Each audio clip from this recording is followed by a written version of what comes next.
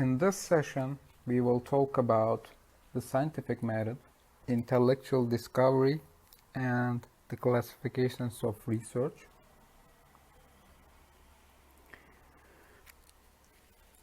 Scientific method, let's take a look at it briefly. Scientists use observations and reasoning to develop technologies and propose explanations for natural phenomena in the form of hypotheses. We first construct the hypothesis and test it, usually in our research. And the predictions from these hypotheses are tested by experiments and further technologies are developed. Any hypothesis which is cogent enough to make predictions then can be represented reproducibly in this way so that other researchers can repeat it. Once it has been established that a hypothesis is sound, means it's meaningful, it becomes a theory. Sometimes scientific development takes place differently, with a theory first being developed, gaining support on the basis of its logic and principles. Then it should be tested, of course. The essential elements of a scientific method are, you see them below here, right here, but some combinations of it, and the iterations, recursions, like the ordering between them, or they get repeated, interleavings, like you just pick one of them and can use it as well, and orderings of the following, different orderings. As you see, it can be pretty flexible. Yes, it has some essential elements, but there is no strict ordering. We cannot talk about a strict ordering here. There can be many combinations, many different, or you can just pick a few of them depending on your domain of research. The characterizations are quantifications, observations, and measurements. What do we mean by measurements? You mean directly measurements. What is my height? This much of centimeters, whatever. And the quantification is we just quantify some non-quantifiable variables. For example, we rate the degree of pain, for example, from 1 to 10. It means that we're making a quantification. And observations as well, like, for example, the changing color of liquid or something like this. Those are in the set of observations. And the hypotheses are theoretical, hypothetical. Hypothetical means imaginary. We assume something. Theoretical, hypothetical explanations of observations and measurements. You claim that this can be true. You just assume. Then you need to test them. Okay? And then the predictions. This reasoning including logical deduction from hypotheses and theories. And experiments are done for the testing of all of the above steps. Both characterizations, we should keep in mind that both characterizations and experiments involve data collection. For just going from observations to, for example, hypothesis or something, you need to have some data here. And also for this one, if you want to test a hypothesis or a theory, you need to collect some data and make some experiments as well. So it means that these two steps, require data collection as well. Okay. What do we mean by intellectual discovery? Knowing what the elements of a scientific method are does not tell us how to come up with the right instances of these elements. So you see, there is no straightforward way for this. And these are some nice questions to be asked, or correct questions. What predictions does a theory make? And what is the right hypothesis in a particular given situation? And what is the right experiment to conduct in such kind of domain? And these are commonly derived by a process involving reasoning. And there are three main types of reasoning explained here: deductive reasoning, abductive reasoning, and inductive reasoning. We will just briefly introduce them as well. Let's talk about deduction first. In Turkish, it can correspond to tümden gelim. Okay. Deductive reasoning proceeds from our knowledge of the world, the theories, for example, and predicts likely observations. It means that I know that this theory holds, and it means that I can observe this and this. That's why. For example, assume that we know A implies B. So if we know that A has been observed, so if this one is true, like this one holds, so if this one is observed, then we should also observe B. This is a useful approach for experiment generation for theories. For example, Newton's theory of gravity versus Einstein's theory of relativity. They largely make the same predictions, and they both predict that the sun's gravity should bend rays of light. However, Einstein's theory predicts greater deflection than Newton's. The correctness of Einstein's prediction confirmed by observation in 1919, and it also earned him the Nobel Prize in Physics in 1921 as well. It is an alternate theory of relativity. Einstein says that gravity is not a force, it was a distortion in the shape of space-time, like the fourth dimension or something. I'm not an expert on this. And objects have gravitons, like they have curved paths instead of straight lines. That's what he briefly proposed, and it was a better approach of that time. This is an example of deduction.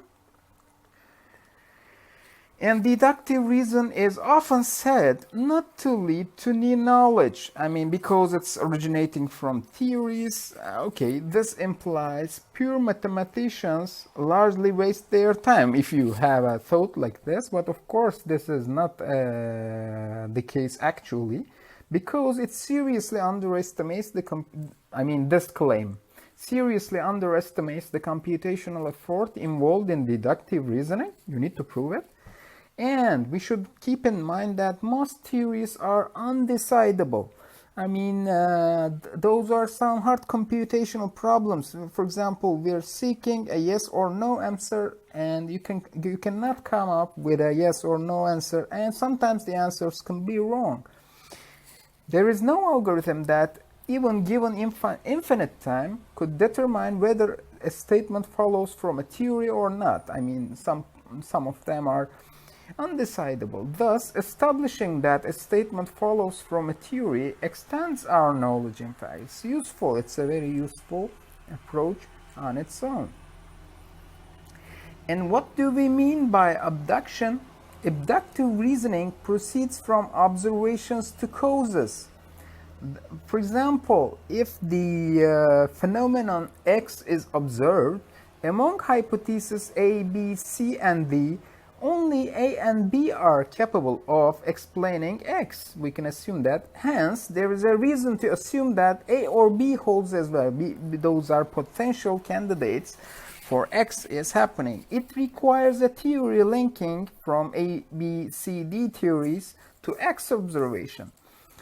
Again, it is useful for hypothesis generation. This one is also a useful approach, and hypothesis must then be confirmed or eliminated through further observations. You need to have support. And it is not easy from outside. It should be noted that it is not easy from the outside to decide whether someone uses deduction or abduction. Two are sometimes get confused between each other. Like its Turkish equivalent is maybe dışa çekim, maybe, but I'm not sure about the exact wording here. And induction is inductive reasoning proceeds from a set of observations to a general conclusion from those observations. So it's it's creating something. It's just for exploration. For example, we discussed this in the previous session. Tycho Brahe, of 16th century astronomer, collected data on the movement of Mars, and Kepler analyzed. He was a mathematician, a great mathematician of his time. Analyzed that data, which was consistent with Mars moving in an elliptical orbit around the Sun. Here comes the inductive conclusion from all of this data and analysis. Mars and all other planets move in elliptical orbits around the Sun, with the Sun at one of the focal points of the ellipse. So this is an example of induction here, and it is a primary tool for theory formation. And but we should be careful here. An incomplete set of observation can easily lead to incorrect inductive conclusions. I think this is a very nice example in this issue. If someone claims that all swans I have seen are white, he can easily come up with a let's say incorrect inductive conclusion as all swans are white. It means that your sample size is very important. Your observation size is very important here. It would be much more meaningful if you can have as large data or as large observations as possible here. Okay, so when we take a, let's say briefly, just to summarize them, deduction is more like used for proving something, proving a theory. Like we're trying to prove a theory here by means of deduction, for example. And for abduction, it is typically used under uncertainty. They typically used under uncertainty cases where you're not sure about the theories, but you just make some assumptions. And where do we use it? Of course, in decision making, quite often, decision making. And also troubleshooting, troubleshooting, just finding the errors finding the causes of particular errors in a system or something. This is the area. And inductive reasoning is generally used for exploring natural phenomena. Yes, exploring natural phenomena. So you have lots of observations on a particular phenomenon, and then you can end up with a theory. Of course, then that theory should be challenged and need lots of experiments because just in case it can be refuted. So, okay, let's continue. And if we look at scientific method as a model as a model like this, in this one, your observations are used for theory hypothesis generation. Here it is called induction, and from those hypotheses you can make some predictions. This is like the deduction here. Of course, you need to have some test here. If you, let's say, if those new observations confirm the predictions, yes, it becomes a theory. If no, you need to have more observations to supply it. And you can again go from observations, and you know that there's a well-known theory here before, not just an hypothesis like this one. You have theory here. Then you use this well-known theory with the observations and try to explain this occurrence of these observations, ending up with a fact type hypothesis, and you test it, and if they're confirmed, you can conclude that it holds. It will be a supporting issue here. Your fact hypothesis will be valid. Okay, this is just, this model is just trying to abstract the scientific method on its own. Okay, good. There are some problems of intellectual discovery on its own. Okay, deductive reasoning tells us that from A and A implies B, we can conclude B, I mean both of them being true. We can conclude that B is also true. However, it cannot tell us whether A or A implies B holds, nor whether B is what we want to show. For example, let's try to give an example, simple example about deduction again. If a trunk is large and you cannot fit your bike in it, in that trunk, then the bike must be large as well. You see, you just combine two accurate pieces of information here. And let's take a look at the abductive reasoning here. Abductive reasoning tells us that from B and A implies B, we may conclude A. We may conclude A. Okay, A could be the reason of this happening here. I'm sorry, not this one. Okay, A could be reason of this one being true. Okay, so this can be true as well. However, it cannot tell us whether B or A implies B hold, nor how to establish that A is the case. I mean, if all available information used, even if incomplete, to determine the most likely outcome here. You see, there is a degree of uncertainty here in this case. And inductive reasoning tells us a set of elements here, observations, and B, we may conclude that for all of the A set here, they will end up with B. However, it cannot tell us whether the properties A and B and how many samples or how many N we need here, how many observations we need here. Suppose that we can give an example of inductive reasoning here. All of the managers in office have college degrees, for example, or Master of Science degrees, for example. You witnessed this, and then you can conclude that you need to have a college degree to become a manager, based on your conclusions. Of course, it can be wrong based on, with respect to the fact that you can have limited number of observations in this case. That's the risk, or the drawback, or the problem of intellectual discovery with inductive reasoning. And okay, I think we can continue. There are some additional techniques for problem solving: analogy, partition, random motivated guesses, generalizing, particularizing, subtracting, and adding. Let's take a look at all of them one by one. Analogy. In analogy, we look for similarity between one problem and another one that has been already solved. For example, what can we give an example here? Like, for example, there is a method for soccer match prediction, for example. Soccer match prediction. Okay. You can use similar methods that has been used here for basketball match result prediction. Basketball match prediction. Okay, that's for example, one of the uses of analogy here.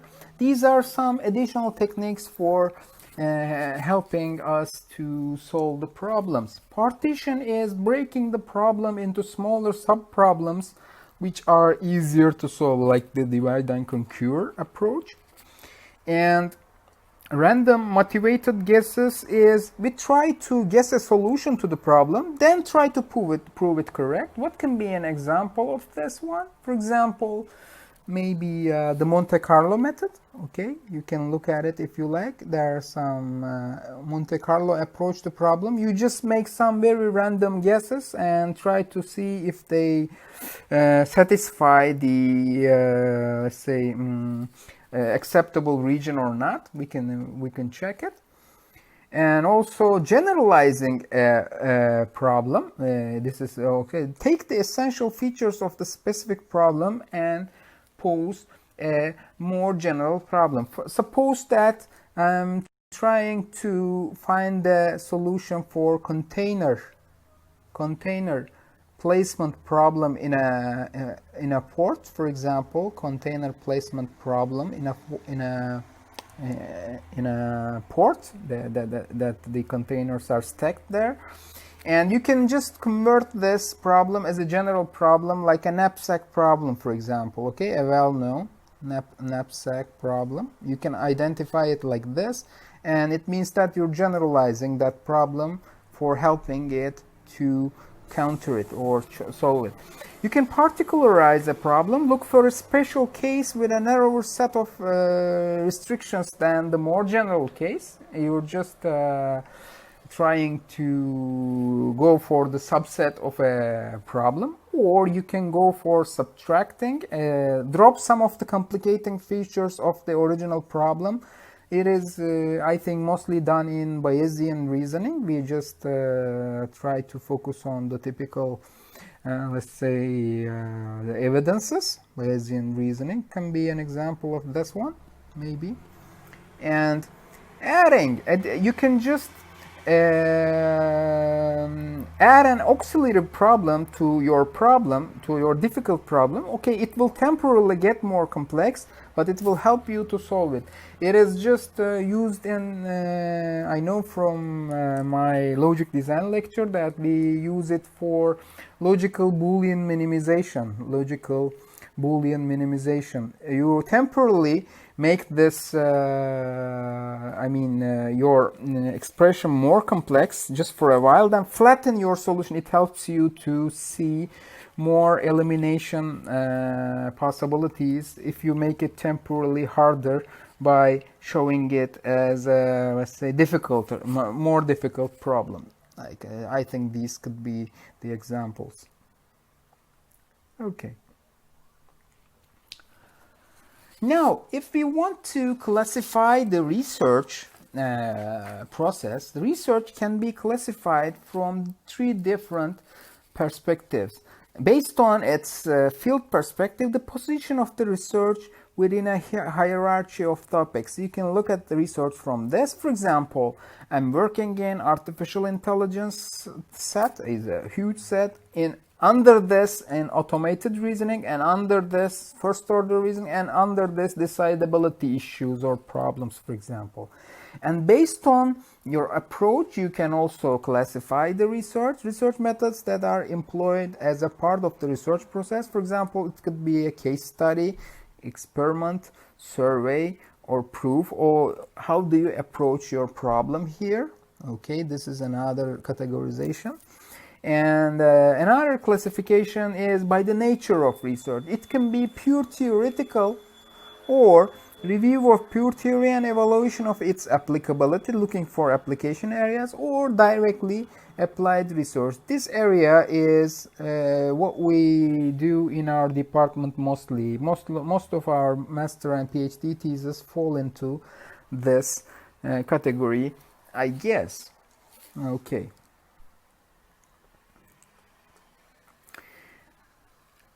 Pure theory works on developing theories and working on their consequences with regard to experimentation and or application.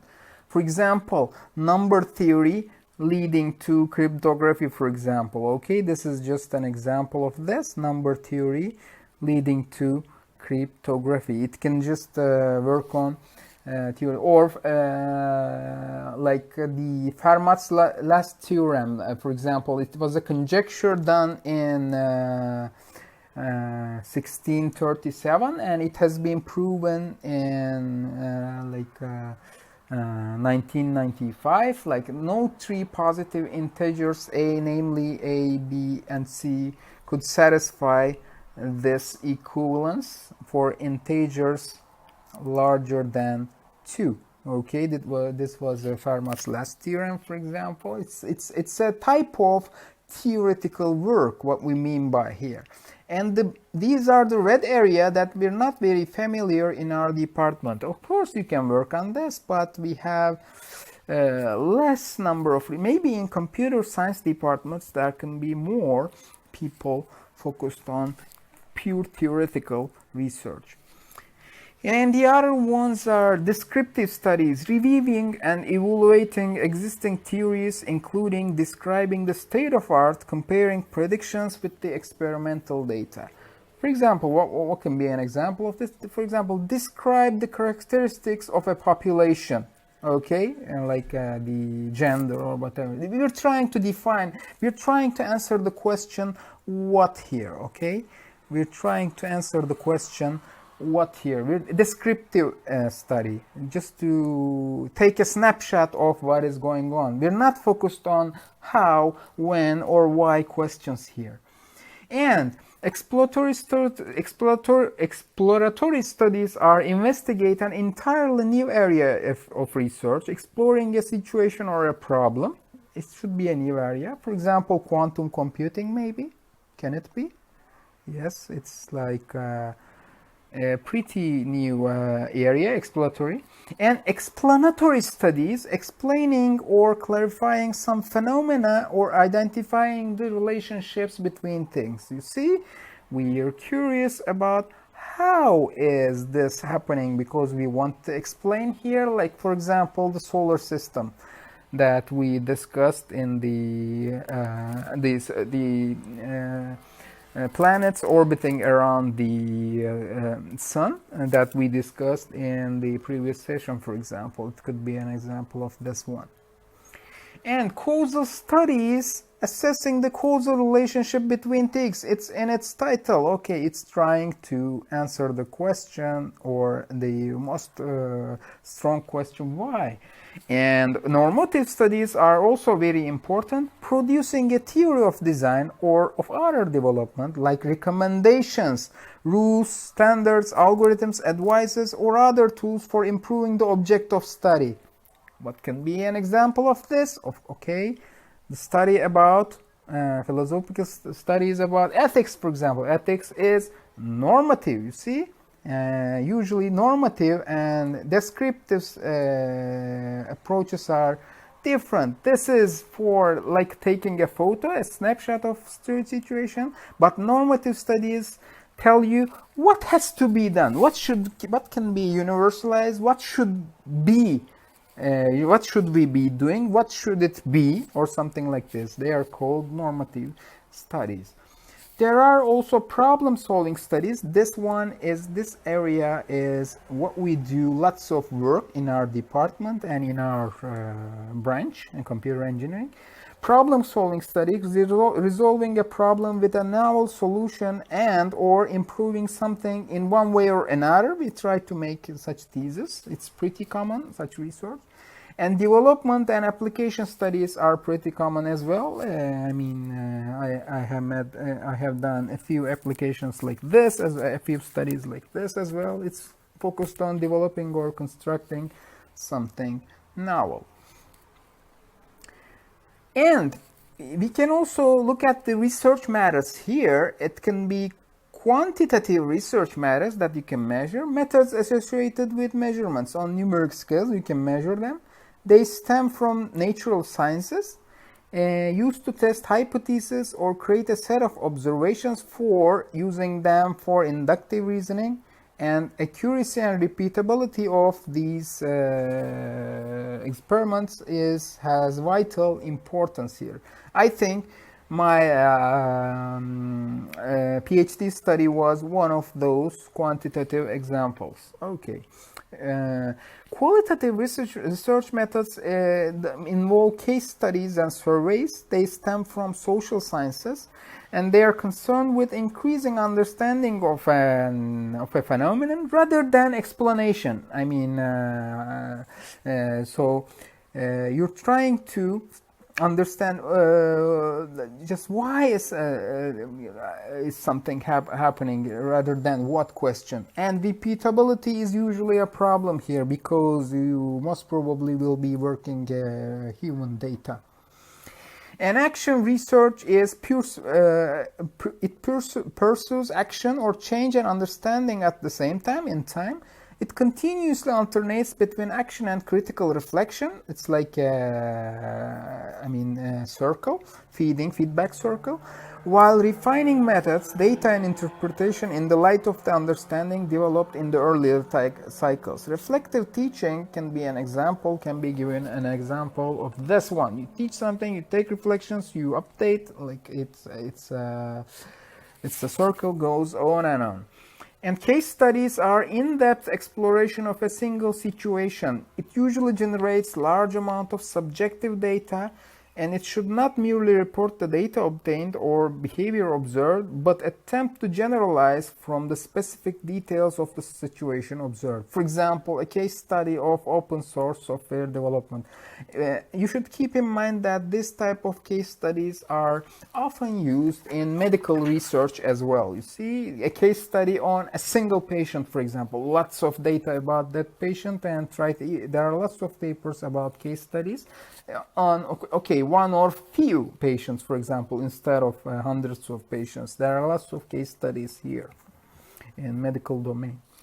And surveys are usually undertaken using questionnaires or interviews.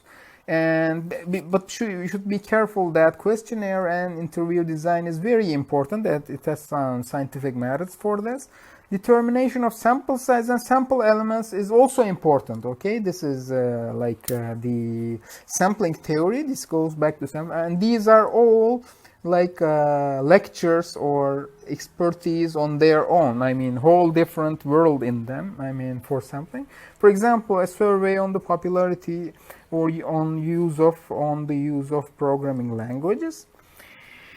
An experiment is investigation of a causal relationship using tests controlled by the researcher. Okay, the researcher sets up the environment, an experimental group, control group, for example. It is usually performed in development, evaluation, and problem-solving projects. For example, for the sake of evaluation of processor performance, the researcher can set up an experimental environment here. So good.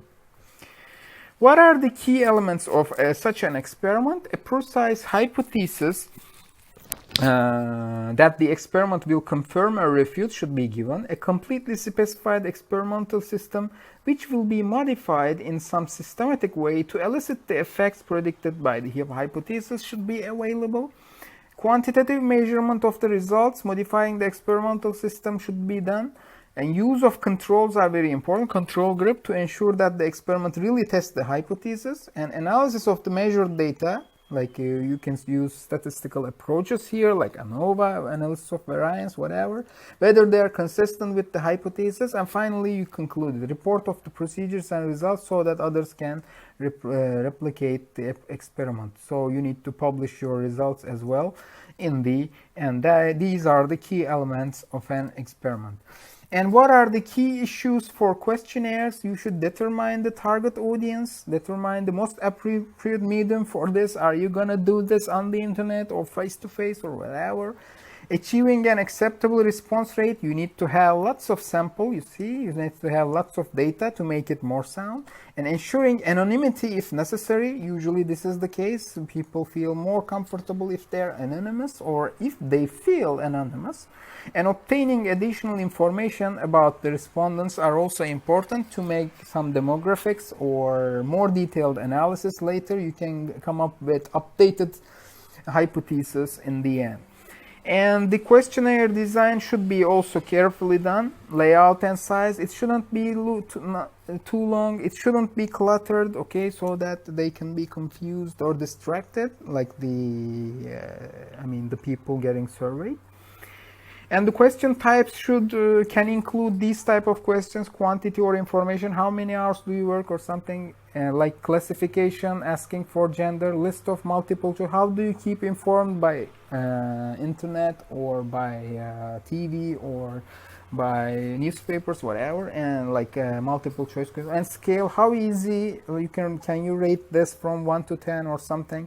And ranking in order of importance, these type of questions can be. And complex grid or tables to be filled, okay, they fill from a table. Multiple classifications possible here. And also there can be open-ended questions as well, which are a bit harder to maybe evaluate. But what do you think about something? Just write your point of view on the, okay, these are the key issues for the questionnaires as well.